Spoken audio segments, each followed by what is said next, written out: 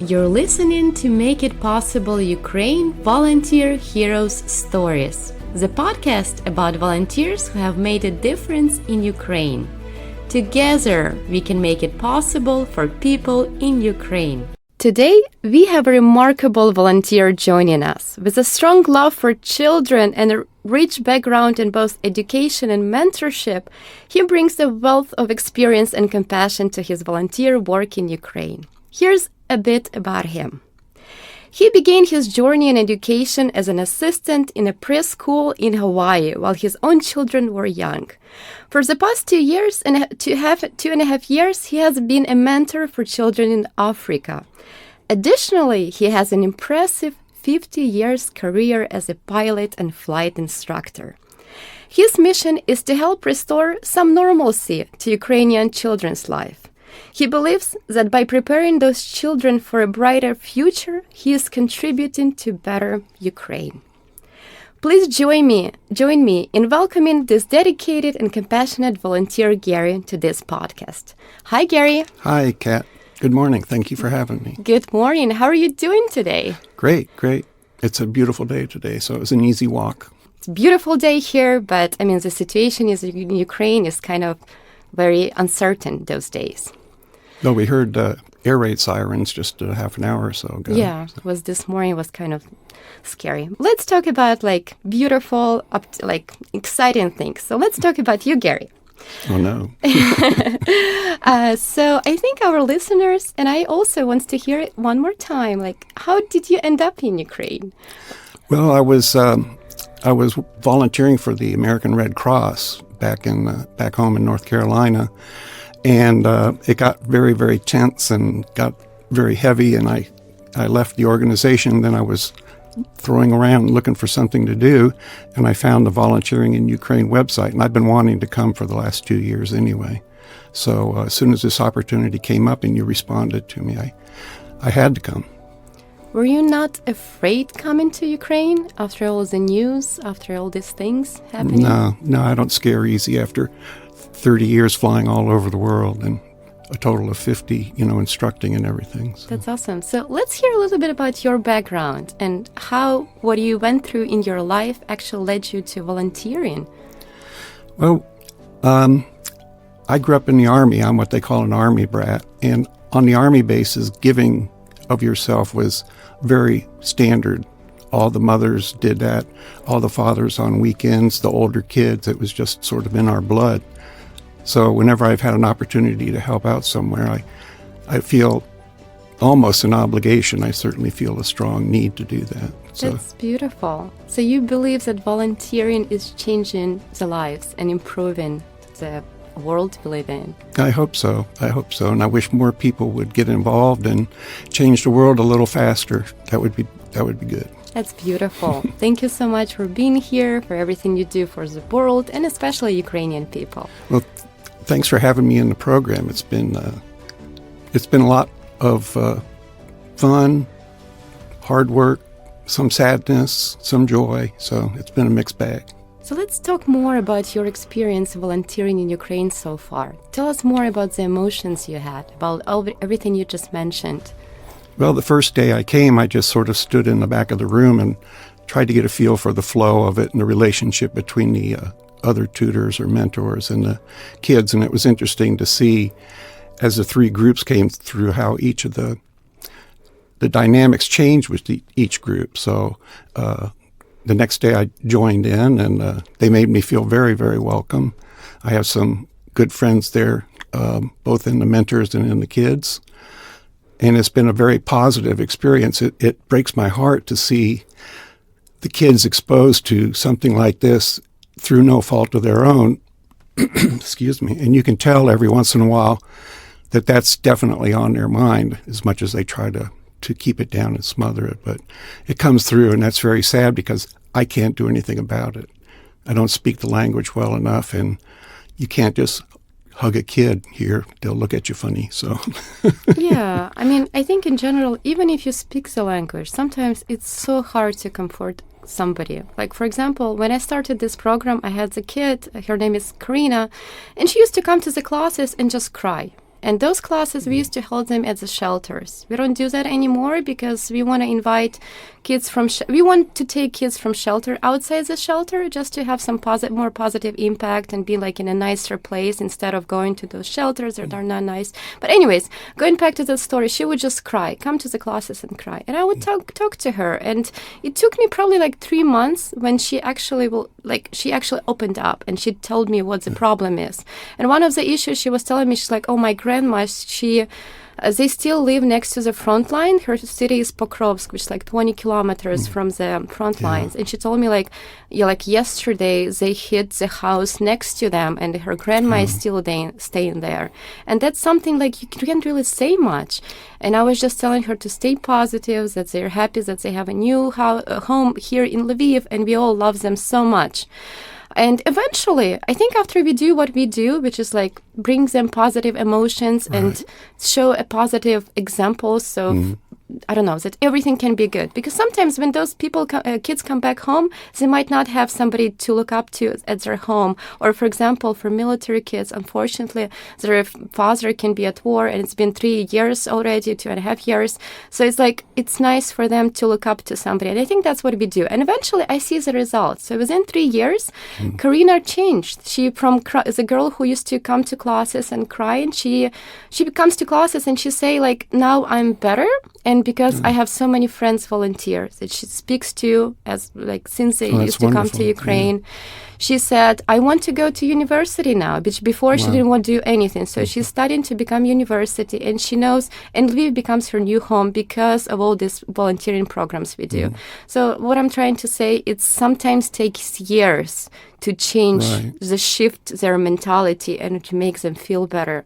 So sometimes weeks do a huge difference too, but we will see a result eventually, like not right away. So some kids will open up and change. And you know, there's one little girl in particular who comes to the class. I believe she's in the middle group, and she participates. She smiles all the time, but she doesn't speak to anybody. She doesn't speak to her friends. She doesn't speak to the mentors. And the other day, she just put her head down on the desks for a while. So, and it's hard for somebody who hasn't lived in a war zone actively to relate to that. I mean, the shock to these little people's brains is quite stunning, I'm sure. Yeah, that's totally true. Yeah, I mean, but I think what we do will improve their future. And they will look up to whatever the days we have spending with volunteers now. And I think those actually are the best times. Like, for example, going back to the same group from the shelter, I'm related to them because I know them for 2.5 years. And I've heard a lot of things, a lot of feedback from them within those couple of years.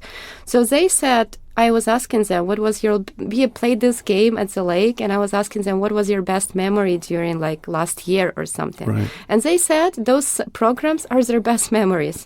That's all they like looking forward to. And when we stop programs, they always ask, when is the next one?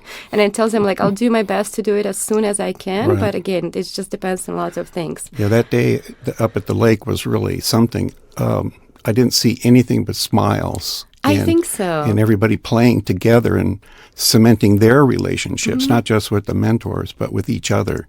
Because I'm sure all these kids didn't know each other when they got here. And now they have a whole family full of friends. Exactly. So that's great. And I hope so. And I'm receiving like the best feedback from parents, from kids after the camps that they loved it, they come back. And always when I ask them what was your favorite part, and they never say like lake or that, they said volunteers. Oh, wow. So that's like a big deal. So thank you, and people like you who come to Ukraine and volunteer. It's a huge deal. It's a privilege, believe me. Yes, and we're privileged to organize it. Thank you so much.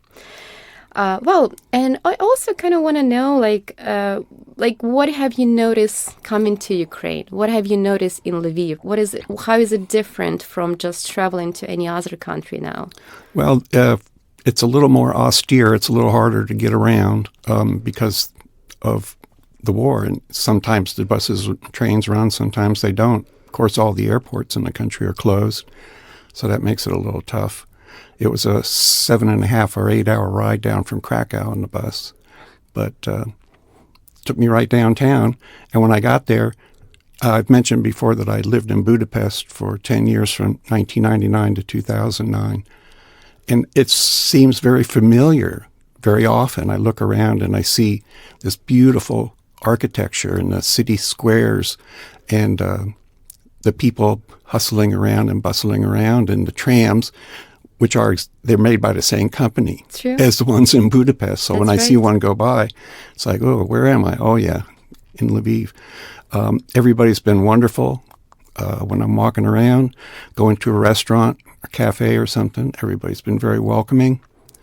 I just am waiting for a better day for everybody. Yeah, that's true. That's all we're waiting for. Everybody here in Ukraine, it's just like you're stuck without ability to make any plans for your future. Anything, like you feel like you have no control over anything in your life. It's not a best feeling. I'm not even talking about people who have their families at war, at the front lines. That's something I don't even know how people deal with. That's ridiculous. That would be hard. And like the little girl you talked about with her grandmother up there, you can't say, don't worry, everything's going to be all right, because wouldn't be true. It is hard because it's unknown. It's very unknown. That's true. But we all hope for, good, positive outcome and quickly. And quickly, yes. Something, I don't know, I would want to ask you about it, but it's kind of like a specific topic. So let me know if there's something you want to talk about it. It's just like, what is your opinion on the war? What is your, I don't know, because I always ask people from outside Ukraine, especially, because here we get one news and then from outside Ukraine, you get another news. Sure. Here it's more optimistic, like everything is going to be okay because that's what government has to do for their country. If they do opposite, it will be a chaos. So what is your opinion on the war? When do you think it will finish? Like, I don't know, like what do you think going to happen in the future? Like, I really want to know your opinion. Well, when this is the second invasion, of course, most people forget about 2014, but when they came the second time, I was absolutely furious. It was hard to explain where the anger came from, how strong it was. And the newspapers in America were at first like, oh, they don't stand a chance. And then when you stood a chance, then they were right behind you all the way. But after about a year and a half, with our political problems there, you became a football, unfortunately.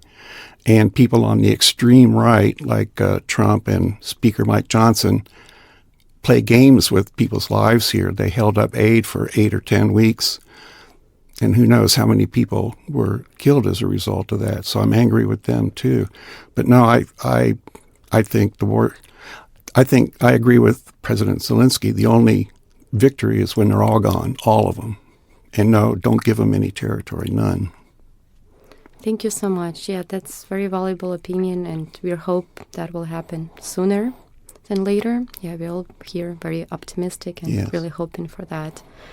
I agree with you. I'm also American citizen and Ukrainian citizen, so I follow the politics and everything else. And sometimes I'm getting really mad at them. I was like, come on, people. Are you not for like freedom and making the world a better place? It seems opposite. I wish they could be here with us today. I think that's a thing. And maybe head east a few hundred miles and see what they think. I think it's hard to relate unless you saw it. I haven't met one person who came to Ukraine and think opposite what we just discussed, but you have to experience that. It's hard to relate from far, far away.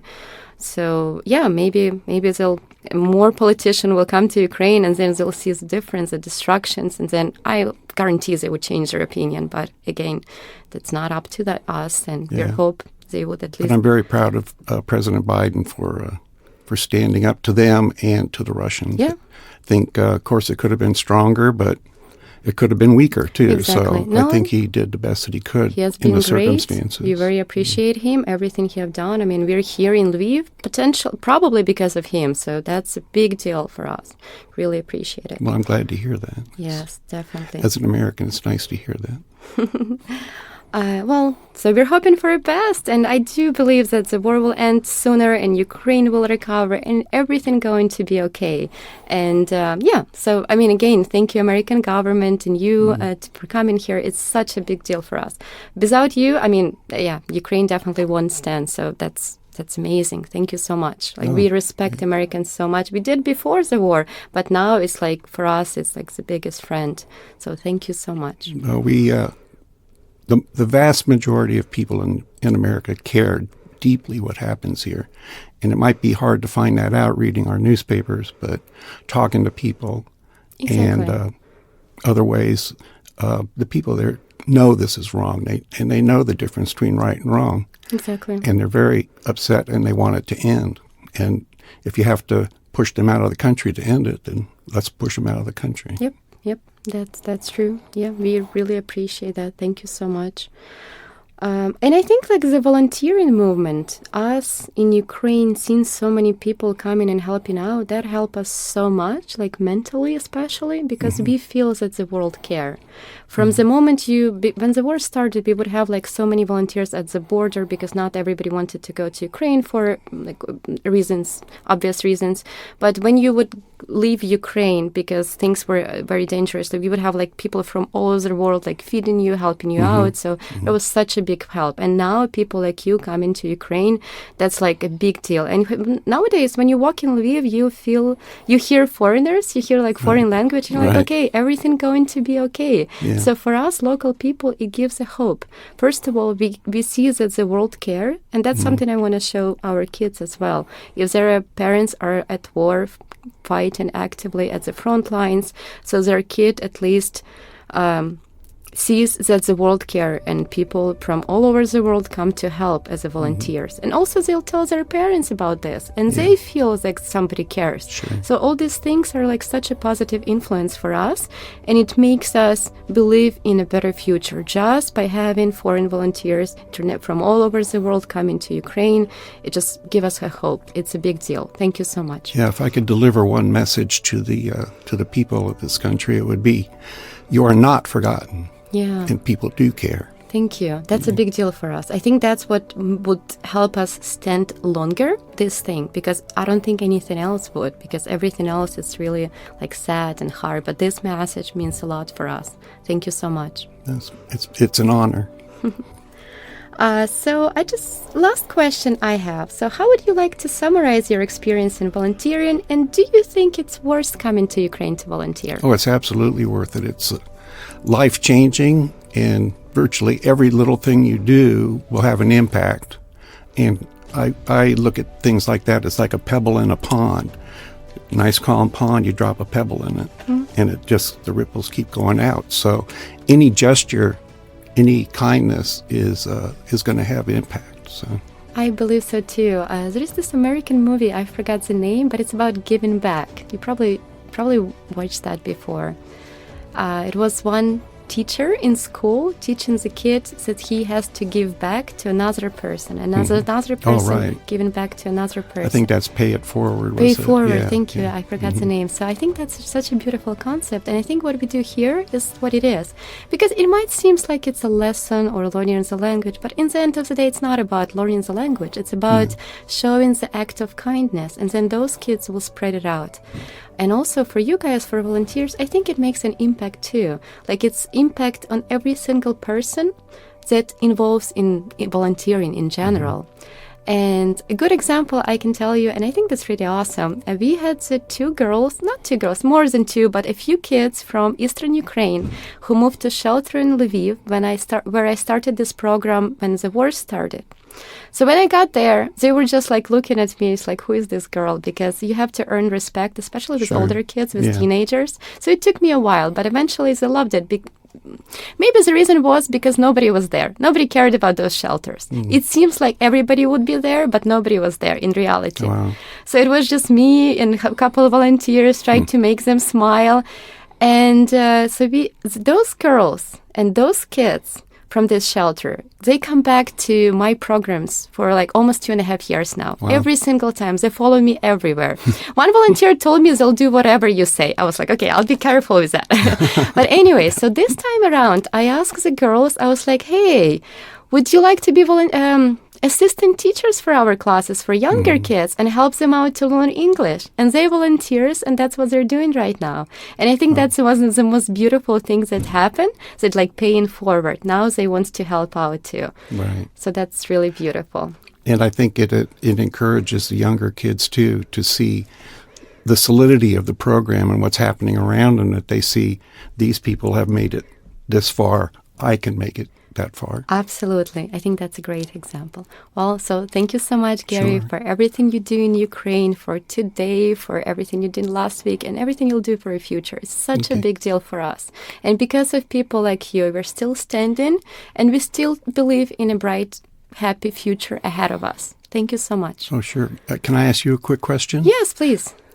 What was the most difficult, if there was a difficult part about getting this ball rolling in the first place? I mean, there was nothing, and then along came Kat. So I'll give you some details. I'll start with my background, so that will explain a little bit more and makes more sense. So I was born in Ukraine in a small town next to a nuclear power station. So it's like 40,000 people. My parents are nuclear engineers. And when I was studying there, I was good at math and physics, and I wanted to be a physician but they told me like, oh, woman physician, we don't need that, because it was back in Soviet Union, end of Soviet Union, but still the same mentality. Then I wanted to be an architect, and they told me, no, you shouldn't do that. It's hard to find job. Anyways, it was like such a limitless childhood for us. Like you can't do anything unless whatever. So with those skills, I got to university for I become like economist. I studied economics, which was also interesting for me because I'm really good with numbers. And so I finished university here in Lviv. Then I went for a summer program to US 4 times. So every single summer break, I used to go to United States. So I went to DC first. I was working as a lifeguard. Then I was going to LA a couple times, working in like random jobs, summer jobs. I was like photographer in a pawn shop. I was a waitress for 3 days because I was like, oh, this is hard. Yes, like, it is hard work. Super hard. Now I'm living like tips all the time, like a lot. Yes, because good for you. It's like hard job. And eventually, for me, when I was 19, I was like, whoa, this is such a beautiful place. I really like Los Angeles. So after I finished university here, I enrolled in university in Los Angeles because I was a really good student. So for me, I passed all exams. And I loved studying, and I had really good examples in my life. For me, it was my parents. Like, they're amazing. And also, when I moved to US, I found that Americans are like the nicest, the most inspirational people. If they see a talent in you, they will carry you up to whatever you want to be. Like, every job I have, university, everybody was just so helpful. And I don't know if it's just because the mentality is like, you can make it possible, right? This American dream, you come from... No matter where you came from, you can become whoever you want. So I finished UCLA. I became certified public account CPA. I worked as a top consulting companies there. I lived 2 blocks from the ocean, so my life was beautiful. I loved it. And I was taking my parents on like vacation all over the world. I was like, we could go to Peru or we would go to like Brazil, anywhere, because I wanted to do something nice for them. So I filled up all this they tell about this I feel like I filled up everything I needed for my life, for happiness. And at that moment, I was like, I kind of want to do something more for where I came from, for Ukrainian people. So when I lived in LA still in 2020, I started 501c3, which is nonprofit organization, because I was like, okay, I'm a CPA. For me, it's super easy. And plus my clients, because it's tax deductible in the end of the year, sometimes I ask them, if you want to make donation, maybe you would donate to my organization. So I thought that's like really easy way for me to give back. And then at that moment, I would just send money to Ukraine to different organizations because I thought that's the best what I can do. But at some point, I think it was 2013, something like that, 2023, after COVID, I started working for myself. I opened my own practice, so I was working remotely. And I was like, okay, I do miss my family so much. And I have no reason to be in LA anymore. Maybe I'll move back home. That was my opinion, and I did. So it was a year before the war started. So I moved back home. I enjoyed Ukraine so much. Before the war started, you would see like people out, concerts, everybody's happy. I mean, Ukraine is like have such a good life quality when it's not a war because like the food is amazing. It's really, really amazing. Cost of living is not expensive. Like it's what is that? Cost, like everything. It's just really, really nice place. I liked it. But then the war started, and I still had my nonprofit 501c3, and all my friends just started donating me for, they said, whatever reasons, whatever you need there.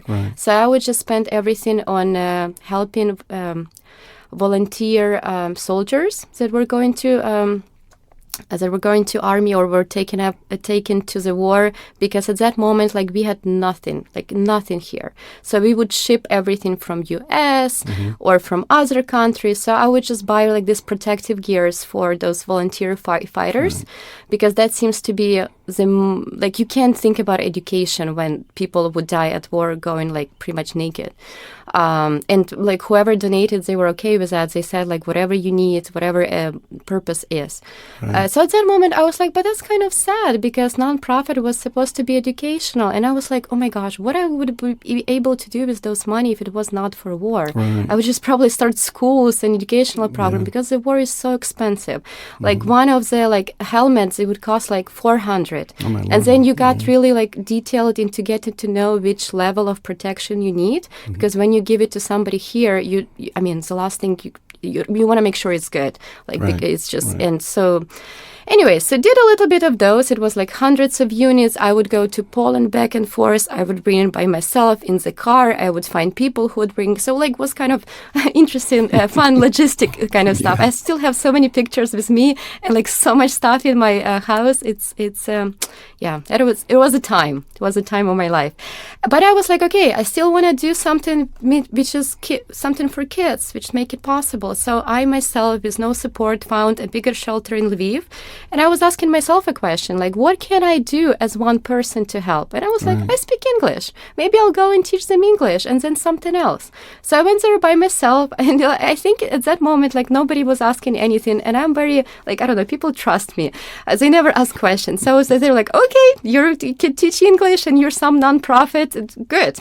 Come here. Yes. Because there's like nobody there. Well, they cared about those people. They would bring them whatever they need for their essentials, like food, things like that. But nobody at that moment, and I think it's the same even now, nobody really goes to the shelters to actually help people, kids and people with the long-term programs. What I've noticed, some NGOs go there for 3 days, takes pictures, gives them gifts, takes pictures with the gifts, and never come back.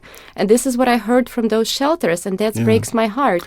I understand maybe small nonprofit like me, when I don't take as many pictures and I don't post as much, maybe we're not as successful with fundraising, but at least I know that kids that we deal with, we actually making the difference. So I'm not sure. I think the way charity world works is just, I don't know, it's kind of disgusts me in some way because it's very corporate. And then I know all these executives, they spend so much money on hotels and things like that. For me, for example, I never planning to even getting paid for the work I do, because I make money in different industry. I make money as CPA. So for me, it's not important. And all the money raised just goes to kids, and they go to, maybe we'll hire some program coordinators and stuff like that, because it's a lot of work and those people needs to get paid, because you can't do that for a very long term. I mean, you can and cannot. I notice some people in Ukraine, it's hard to them to volunteer long term, because they need still to support their families, and money is an issue here. So even if you pay a small salary to people, it makes a huge difference for them. And so anyways, just admin cost, but I think that's fine. So going back to that, so I came by myself, and it was like all these older kids you meet now from shelters, like Sasha, Nastya, Dasha, Stas, Lev, all these kids, they were there. And they were like, and we would just start classes, and they would come because they had nothing else to do. The school was canceled at that time because the war started. They didn't know how to, how to schedule it. And it was like, almost summer, right? It was like April, May, and then we were there all summer. So we did like fun programs. We would do like similar to what we do now, but with whoever we were stationed at that shelter. So we tell them, you come to us. And those kids would come all the time. And where I'm trying to go. So that's how it started. Then many other volunteers came, and then we became a little bit more structural. We started doing more classes for kids of military families as well, because that's the biggest focus right now. I think after 2.5 years, internally displaced people should be okay, because it's been time and it's been already a lot of help. But I think for kids from military families, it's really hard for them. So I think this is somebody we're helping out. But for now, we're very happy. We have like almost every season we try to do a program similar to summer program, and we have like 50, 60 kids involved each program, and everybody just so happy after the program. So I think that's beautiful because I see the change in kids. I see how happy that they become happier, and I'm planning to do it at least until the war over, and then we'll see what's going to happen after. Right. Maybe we'll do something else because that will be a different world after that. Well, I think the biggest obvious impact that you made the first time you came to the shelter is they were like, oh, somebody does care. I agree. And also, important. They moved from Eastern Ukraine. For them, people from Western Ukraine were like, I don't know, like it was like like a foreign people. They didn't know those people.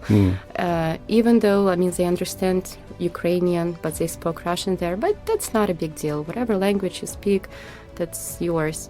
But for them, they were not sure if those people are kind or if those people can be trusted. It's like coming to a different country because Ukraine is so big. It pretty much covers full Europe. So when they met me, they're like, oh, we kind of like people from Lviv because we met you. I was like, that's nice. That's and then nice they, of course, liked all the volunteers. I mean, they were thrilled. The best people are coming, so that was nice. Yeah, it's a nice story, and I'll be happy to share that with people back home.